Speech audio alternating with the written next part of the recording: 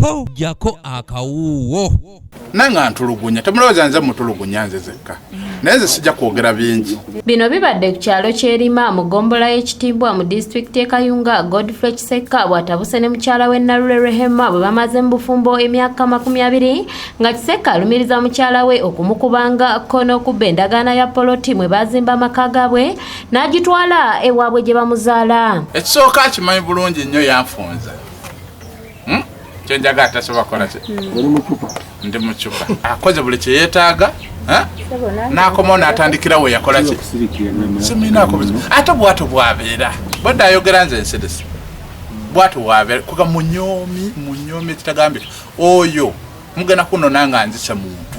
Nalule gwe balumiriza agamba nti omusajja bba yalina olukwe olutunda ennyumba eno era ng'emirundi mingi yeewera n'okwewola ensimbi mu bbanka agaana zisasula mu bugenderevu olwo nno balyoke babatundiremu.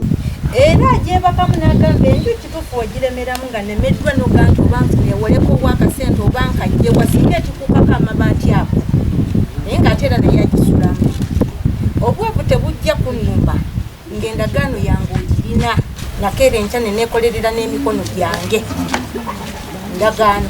Kisekka bino byonna abyegaanye n'atuuka n'okulaga enkwaguloko n'enkovu ze yafuna olwa mukyala we okumukuba era ono yeemulugunyizza olw'omukazi obutamuwa kitiibwa n'okwasanguzanga ebyama by'amaka ekintu ekimuwewula mu batuuze banne. Era sijja kugamba nti tankuba nange nina n'enkovu temulowooza nti nze mukuba naye akola ki naye nina akawala ako ko kalinga kafuka ka messenger wakati wange nani ne mama atule fe tumala emyezi egi kati omukazi obucyangadda tanyeganga nakuwadde ekyo okuva ku lw'okumeka.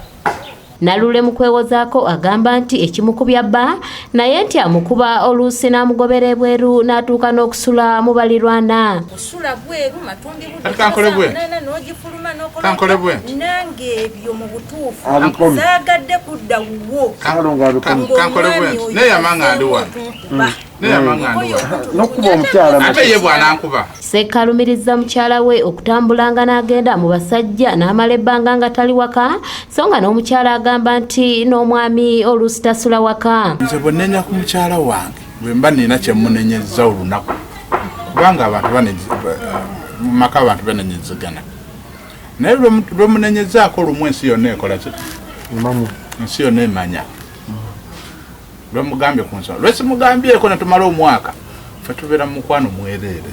Bino byonna kira babyerangira nga batuuziddwa mu lukiiko oluvannyuma lwa Nalule okwekubira enduulu eri RDC w'e Kayunga Elijah Madoyi olwetabiddwamu omumyuka we abakuumaddembe ko ne Helen Alikoba ow'ensonga z'abaana ko n'amaka. Bano bababuuliridde okwewa ekitiibwa bakomye okulwanagananga era ne Nalule ne bamulagira okukomyawo endagaano ya poloti eruddenga ebatabula. Mukiriziganye ne wali bakyamani kubanga ne baluwa esemba yenda okugyewolerako sente erina kuva wakyamani okwewola tulina kukwatagana babaddewo mu lukiiko nga tubafalaasira naddala obutateeka ku bbaluwa yonna mukono. Mukibi cameraman yakusakidde eggulire lino ku lwa ABS television nga bwantu temateeka kubanga ekituufu kiri nti ye kigendererwa kye kyanoonya mu nkozesa endagaano